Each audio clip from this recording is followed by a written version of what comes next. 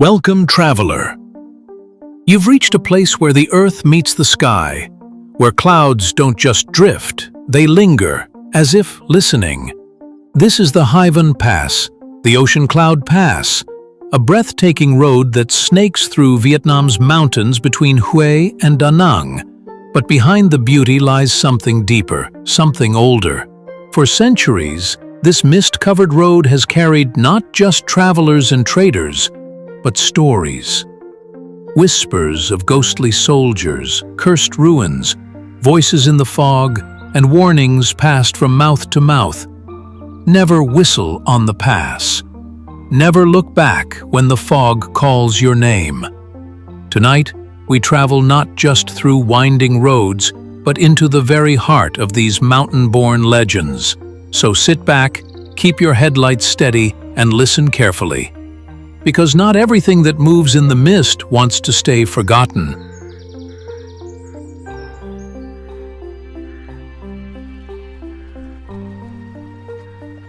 The Legend of the Heavenly Gates.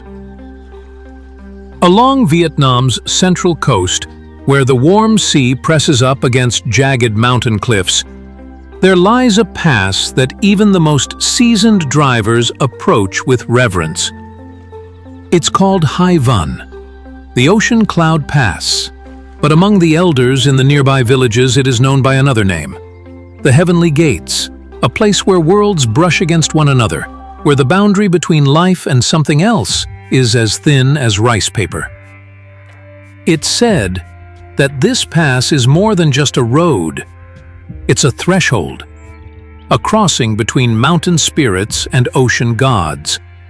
Their meetings are unseen, but not unfelt, especially on days when the fog rolls in heavy, not like weather, but like something sentient, curling along the road, brushing your skin, seeping into the windows, settling silently across the dashboard.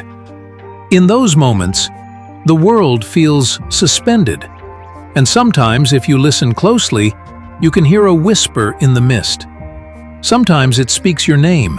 Sometimes it speaks a name you've never heard before, but it still makes your bones go cold. Long ago, in a time of warlords and wandering banners, a Taoist monk named Tien Minh sought solitude in these mountains. He said the land pulsed with something ancient, not evil, but watchful. In the stillness, an old man appeared to him, with eyes like mountain rivers. The stranger did not move his lips, but Tien Minh heard him all the same. You have stepped to the threshold, but are you prepared to be the one who does not open it? Tien Minh stayed. He built a tiny altar on the summit, not a temple, but a point of balance, and took a vow of silence. He did not pray to gods nor seek enlightenment. He simply was. Day after day, his breath aligned with the breath of the pass. And when he died, his body vanished. For 3 days, the fog would not lift, as if the very air refused to release him. They say his spirit never left, that Tien Minh still stands watch, that everyone who crosses Hải Vân Pass passes by him. Some feel a chill, some a strange calm, and some see nothing. But later, in the rearview mirror, glimpse a figure moving slowly along the roadside. The elders say that when you drive this road alone, something within you is weighed. The heart becomes a key. If your heart holds envy, fear, arrogance, or greed, the fog thickens, the engine stutters, the windshield fogs from the inside. Sometimes you hear footsteps outside, 500 meters above sea level. But if your heart is quiet, if you ride with respect, the road reveals itself. A truck driver named Ba Son once told a story. One day the mist parted, and he saw ancient gates rising from the rocks, moss-covered archways, carved with dragons and clouds, symbols glowing faintly like moonlight trapped in stone. He did not stop. He took no photos. He simply drove on. And from that day forward, his journeys were always smooth, free of trouble. Even now, before the climb, Older drivers knock softly 3 times on the steering wheel, a quiet gesture of reverence. Some leave small offerings near the ruins of the old French outpost on the summit. Yellow flower petals, a cup of tea, a mirror. Especially during the ghost festival, Ram Tang Bai, because everyone who drives Hải Vân knows it's better to pass unnoticed than to become part of a new legend. Bikers speak of static in their headphones, a voice murmuring ancient Vietnamese no one taught them. Tourists show photos where, in the fog, a face appears. Not human, but not quite something else. One photographer, Lê Ngọc, climbed to the pass to shoot the ruins. In one frame, behind him, stood a woman in white, hair down to her waist, gazing toward the sea. He hadn't seen her in person, only in the image. 2 days later, his camera broke permanently. And now you know. If you ever find yourself on Hải Vân and the mist grows dense like a living thing, and the road begins to blur like a fading dream, do not whistle, do not call out, do not take photos. Just pass, in silence, because there are places where silence is already a conversation, and it's best if the heavenly gates stay closed.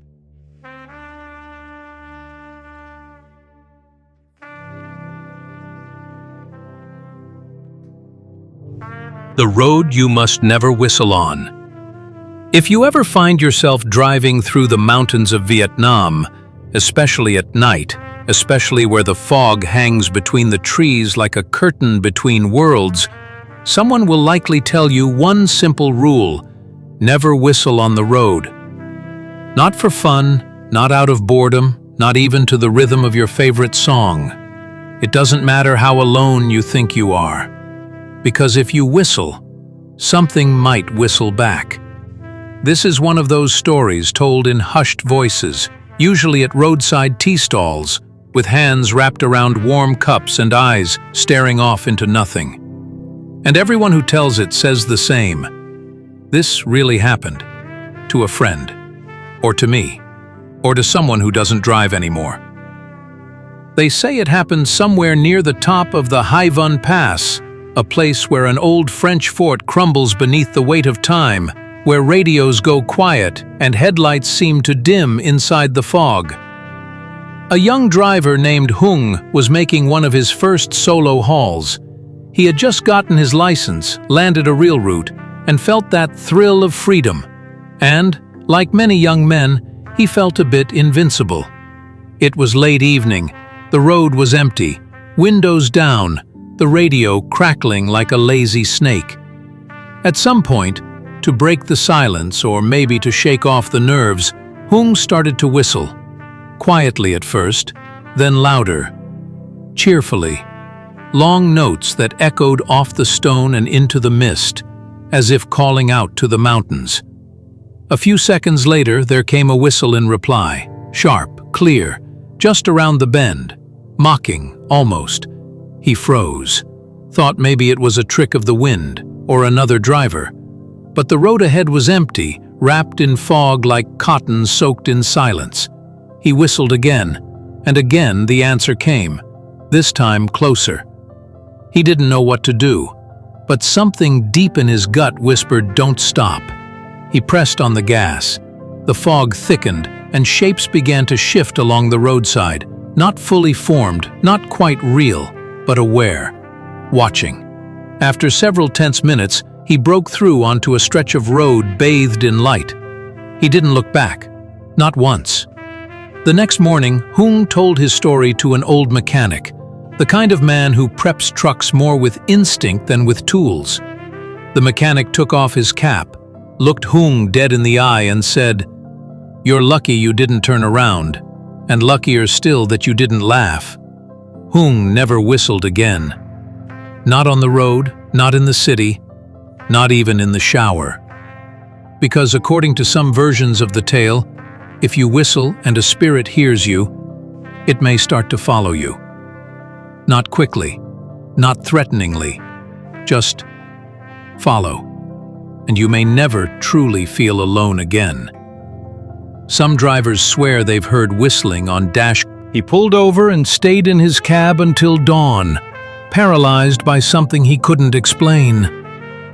Older drivers sometimes have charms hanging in their trucks. Little mirrors, dried herbs, yellowed photographs tied with red thread. Ask them why, and they won't explain. They'll just say, "There are roads where you're not the only one riding." People laugh at superstitions now. Don't whistle on a mountain road, they scoff. But the ones who still drive the old Hải Vân Pass at night, they remember. They don't whistle. They don't talk too loudly.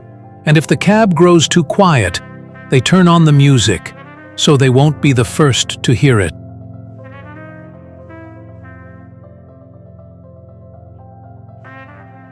Muôn An Mê, the Mist Sanctuary.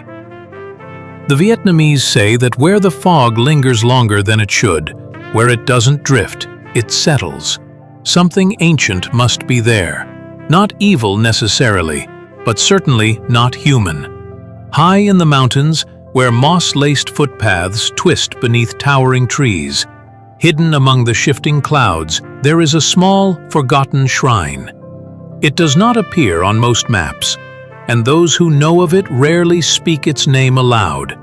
Locals call it Muôn An Mê, the sanctuary hidden in mist. Some claim it was built during the time of the Nguyen emperors. Others say it predates even them, from an era when people first began to understand that the mountains were home to more than animals and birds. The villagers at the base of the mountain speak of it with a quiet kind of reverence, as if mentioning it too loudly might wake something sleeping. Yet, during the thick fog seasons, when radios crackle with static and compasses spin without direction, someone will always whisper the tale, usually to a traveler who finds the path by accident. They say that in the days when the fog would not lift from the valley, when birds fell silent, dogs howled at nothing, and children burned with fever, the elders would climb to the mountain shrine. Not to pray, to listen, because at Muôn An Mê, no prayers are spoken aloud. You simply sit, and if the spirits wish, they will answer, or they will release you. Legend holds that the sanctuary was founded by a woman in white. Her name was Mai, which means cloud or delicate veil.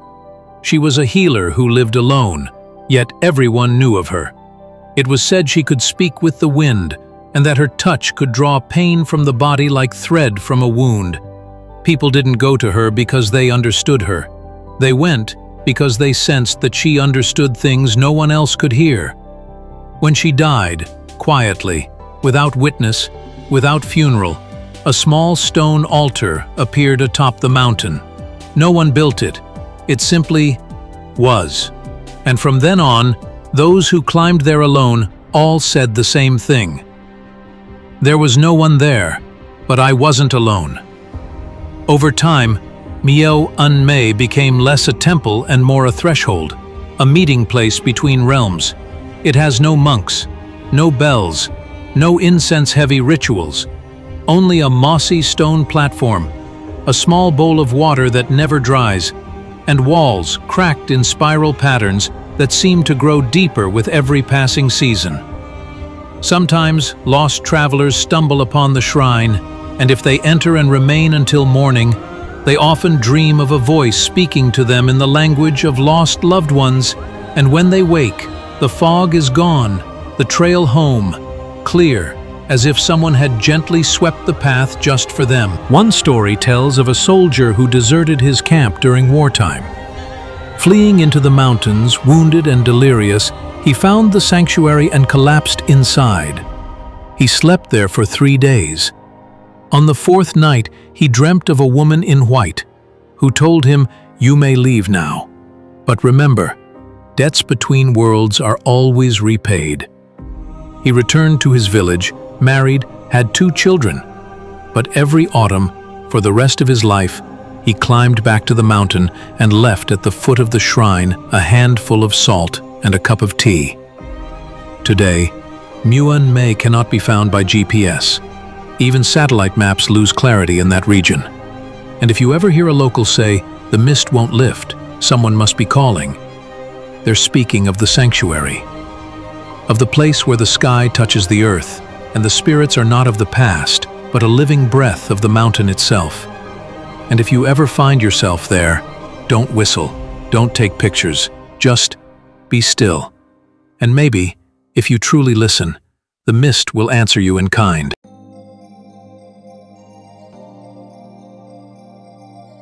The fortress on the pass, the French watchman and the soldier's ghost. High in the mountains, where the Hải Vân Pass slices the sky and fog into trembling layers, there stands an old stone structure. Its moss-covered walls vanish and reappear with the mist, sometimes like memory, sometimes like warning. It's barely marked on any tourist map. When it is, it's simply called the Old French Fort. But locals call it something different, Don Tay, the Western Outpost. Among truck drivers and nighttime travelers, it has another name, the Watchman that never leaves. The fortress was built during the era of French Indochina in the late 1800s, a military lookout perched above the narrow mountain road linking Huế to Đà Nẵng. Below, wars were fought in rice fields and jungle villages. But up here, soldiers waited. Day after day, they stood vigil, staring into a mist that never quite lifted. They called it God's pipe smoke, because you could see nothing through it.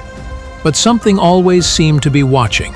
Among those stationed at the pass was a young Frenchman named Alain Moreno, a poet, a quiet soul, a dreamer from the sunlit hills of Provence. He wrote long letters home about the breathing fog, the whispering stones, the way the moon arrived late to this land. And then, one day, his letters stopped. According to the tale, Alain received a black telegram. A fire in Marseille had claimed his mother and younger brother. His gaze changed. Something inside him closed. On the third night after the news arrived, he took up his post and vanished. They found his rifle resting by the edge of the wall. Footprints led toward the cliff. No body was ever recovered, but some believe he never truly left. The first report came from a Vietnamese guide escorting officers through the pass. He claimed that late at night, he saw a soldier in a helmet standing motionless on the tower, gazing down at the road. When he climbed to investigate, the fortress was empty. When the French left and the war faded into textbooks, the structure fell to ruin. But the stories didn't die. Drivers began reporting strange malfunctions on the pass. Engines sputtering, lights dimming, GPS going silent, especially for those who laughed at the legend or dared the mountain to scare them. Some said they saw a tall man in a great coat standing beside the road at dawn. He never waved, he simply watched. If you made eye contact, he vanished. But afterward, something always broke. A headlight, a tire, a sense of peace. One young biker once staged a photo shoot at the fortress, just before sunrise. He shot a long exposure frame and later, reviewing his work, saw a figure behind him. A man with a rifle slung over his shoulder, his face turned toward the camera. The biker swore he had been alone. 2 days later, his motorcycle burst into flames on a flat, dry road. He never returned to the pass. Some versions of the legend say Alain's ghost is not angry. He doesn't chase or haunt. He is simply still on duty. A soldier who never received new orders. A man who can't stand down. And because of that, it's said that if you pass the fortress at night, you should offer a silent salute, a hand to the chest, or a gentle nod, not out of fear, out of respect. Fishermen on the coast below have reported hearing a single gunshot echoing from the mountain. Not thunder, not fireworks, just one shot and silence. Today, the fortress crumbles. Its tower is scrawled with graffiti. The stairs are broken. Tourists come and go. But those who truly understand the mountain do not linger, especially not in the mist or in storms, because some souls, once forgotten, still stand guard. And who are we to interrupt a watch that never ends?